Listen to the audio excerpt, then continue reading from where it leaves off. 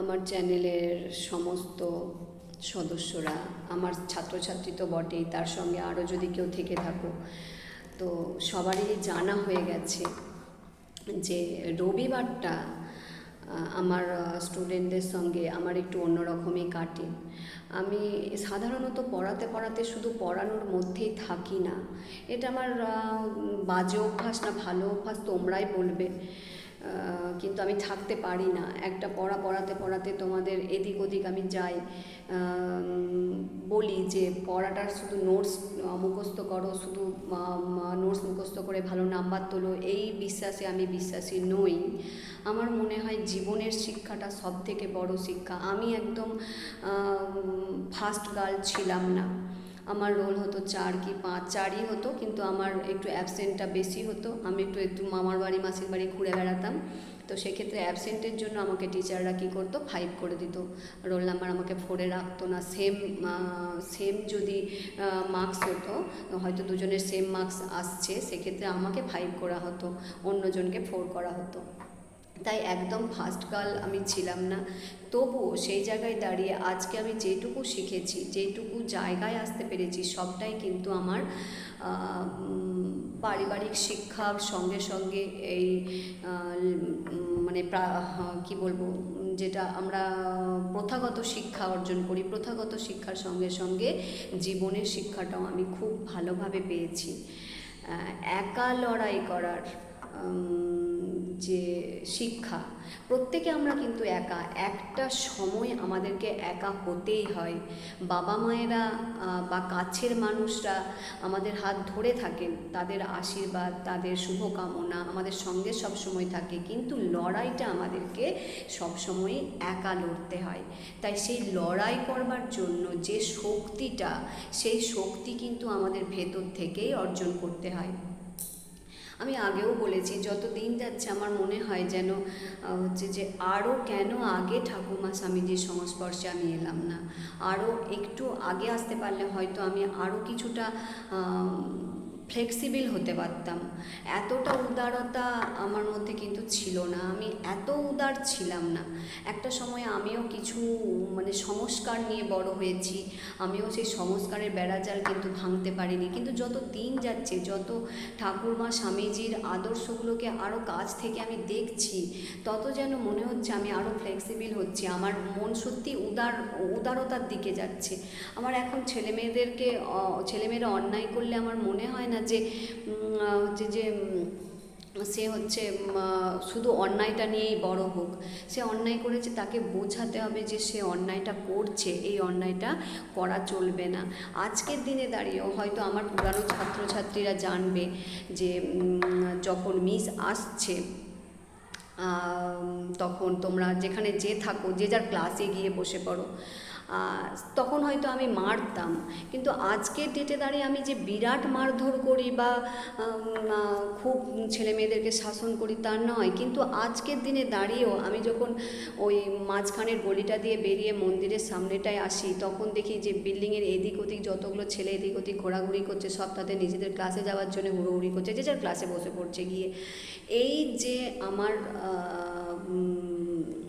কি বলবো, এটা আমার পাওয়া বলতে পারো।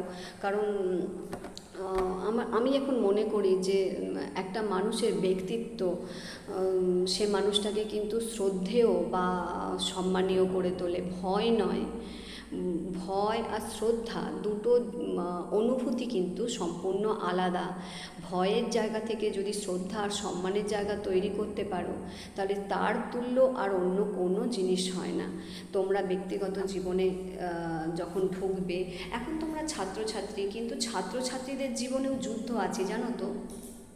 ছাত্রছাত্রীরাও যুদ্ধ করে। কীরকম যুদ্ধ বলো তো? ছাত্রছাত্রীদের যুদ্ধগুলো কি? তোমরা ক্লাস 7-এ যারা পড়েছো, যারা পড়ে এসেছো 7-এ, তোমাদের একটা গীতা বলে বই ছিল, যারা মিশনে পড়েছো। তো গীতাতে কিন্তু বেশ সুন্দর করে, এত সুন্দর করে দেয়া আছে কিন্তু সেই রকমভাবে তোমাদের ডিটেলসে বোঝানোর আমি সময়টা পাই না। যতটুকু সময় পাই বোঝানোর চেষ্টা করি। সেই গীতারই কিছু কথা আজকে পড়াতে গিয়ে আমার মনে হলো যে তোমাদের সঙ্গে শেয়ার করা দরকার, তোমাদেরকে মনে করিয়ে দেওয়া দরকার যে হচ্ছে যে সেই যে আমরা পড়ে এসেছি যে ছাত্র জীবনেও আমাদের যুদ্ধ আছে, ছাত্রদেরও যুদ্ধ করতে হয়। সেই যুদ্ধ বা সেই তপস্যা যদি আমরা জয়লাভ করতে না পারি তাহলে কিন্তু আমাদেরকে হেরে যেতে হয়। সেই যুদ্ধটা কি? প্রত্যেকটা মানুষেরই যুদ্ধ আছে, কিন্তু ছাত্রছাত্রীদের ক্ষেত্রে যুদ্ধ কীরকম যুদ্ধ বলো তো?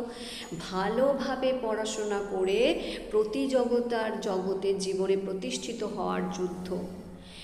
এই যে যেমন দেখো বড়রা নানা রকমের বাধা বিপত্তির মধ্যে দিয়ে জীবনকে, পরিবারকে সঠিকভাবে পরিচালনা করবার জন্য যুদ্ধ করে। আর ছাত্রছাত্রীরা কিসের যুদ্ধ করে? ছাত্রছাত্রীরা যুদ্ধ করে যে প্রতিযোগিতায় টিকে থাকতে হবে আমাকে। এই মা বলছে ভালো করে গান করতে হবে, আমার বাবা হচ্ছে গিটার বাজাতে জানে, বাবা বলছে গিটারটা নিয়ে ভালো করে শেখ, বাবা ডাক্তারি করছে, বাবা বলছে তুই যদি পারিস তো একটু ডাক্তারির লাইনে চেষ্টা কর। এই যে বাবা মায়ের চাহিদা, বাবা মায়ের স্বপ্নগুলো পূরণ করাটাও কিন্তু ছেলে মেয়েদের কাছে একটা যুদ্ধ। আমরা বাবা মায়েরা অনেক সময় আমাদের না পাওয়া স্বপ্নগুলোকে ছেলে মেয়েদের মধ্যে দিয়ে পূরণ করতে চেষ্টা করি। আমরা খারাপ করছি না, আমরা তাদেরকে উন্নতির দিকেই নিয়ে যাবার চেষ্টা করছি, কিন্তু সব ক্ষেত্রে সেটা কিন্তু কার্যকরী হয় না। আমাদের বুঝতে হবে আমাদের স্বপ্নের পাশাপাশি ওদেরও একটা স্বপ্ন তৈরি হয়, ওদের স্বপ্নগুলোরও গুরুত্ব আছে। ওরা যখন তোমার কথা অনুযায়ী তোমাকে ভালোবাসে, বাবা মাকে প্রত্যেক সন্তান ভালোবাসে, শ্রদ্ধা করে, আমি বলবো না যে বাবা মাকে শ্রদ্ধা করো না। তারা যখন বাবা মাকে শ্রদ্ধা করে ভালোবেসে তাদের নিজেদের স্বপ্নটাকে কিন্তু স্যাক্রিফাইস করে দেয়, সেইটা যখন করে তারা, কিন্তু যখন সেই স্যাক্রিফাইসটা সফলতায় আসে না তখন কিন্তু তাদের ওই ব্যক্তিগত দুঃখটা আজীবন বইতে হয়। হ্যাঁ, আমি কাছ থেকেই দেখেছি এরকম অনেক ছেলে মেয়ে আছে যে বাবা মায়ের ইচ্ছেটা পূরণ করতে গিয়ে সেই কর্মটাই আপ্রাণ চেষ্টা করেছে কর্মটা করতে, কিন্তু সফল হতে পারেনি। হয়তো অন্য দিক থেকে সফল হয়েছে, আর্থিক সফলতা এসেছে, কিন্তু তার অন্যরকম স্বপ্ন ছিল, সেই জায়গাগুলো থেকে কিন্তু তার ব্যক্তিগত দুঃখটা থেকেই যায়। তাই বাবা মায়েদের আরেকটু ফ্লেক্সিবল হতে হবে। আমাদের স্বপ্নগুলো, বাবা মায়ের, আমারও স্বপ্ন আছে, আমিও মা, আমাদের স্বপ্নগুলোর পাশাপাশি তাদের স্বপ্নগুলোও জানতে হবে এবং তাদের স্বপ্নগুলোকেও গুরুত্ব দিতে হবে। ছাত্রছাত্রীরা কিন্তু সব সময় এই রকম যুদ্ধের মধ্যেই থাকে। আজকে এই ওদের গীতা পড়াতেই আমি এই কথাগুলো পড়ছিলাম। একটা ছাত্র জীবনে এমন অনেক বাধা বিপত্তি আছে যে বাধা বিপত্তিগুলোর মধ্যে পড়ে গেলে ছাত্রছাত্রীরা কী করে বলো তো? সেই একটা জায়গাতেই ঘুরপাক খেতে থাকে। ঘূর্ণি তোমরা হচ্ছে যে সমুদ্র দেখেছো অনেকেই, সমুদ্রের ঘূর্ণি দেখেছো অনেকেই, সেই ঘূর্ণির মতো একটা জায়গাতেই ঘুরপাক খেতে থাকে। যেমন এরকম অনেকগুলো খারাপ জিনিস আছে। সেই খারাপ জিনিসগুলো কি বলো তো? সেই খারাপ জিনিসগুলো হলো খারাপ সঙ্গ। আমরা সব সময় মানুষকে, বন্ধুবান্ধবদেরকে ভালো ভেবেই কিন্তু মিশি, কিন্তু তা হলেও আমাদের সঙ্গটা যদি ঠিকঠাক না হয়, আমরা যদি খারাপ সঙ্গে পড়ে যাই, তাহলে কিন্তু আমরা ওই একটা জায়গাতেই ঘুরপাক খেতে থাকি। তাই এই সঙ্গটা আমাদের ভালো করতে হবে। ভালো মন্দ তো আমরা সঙ্গ বুঝতে পারবো না, আমরা তো ছোট, ছাত্রছাত্রীরা তো ছোট। তাই তোমরা এই সময়ে দাঁড়িয়ে যখন তোমরা গ্রো আপ হচ্ছ, মাধ্যমিক দেবে, উচ্চ মাধ্যমিক দেবে, সেই সময়টা তোমরা সঙ্গটা একটু এড়িয়ে যাও।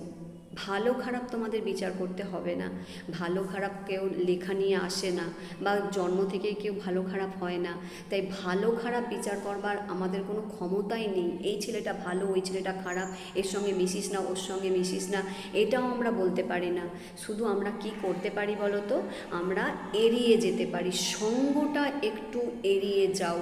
মাধ্যমিক উচ্চ মাধ্যমিকের স্টুডেন্টদের বলবো সঙ্গটা এড়িয়ে যাও, আর তোমাদের ফোকাসটাকে একবারে নির্দিষ্ট করে নাও।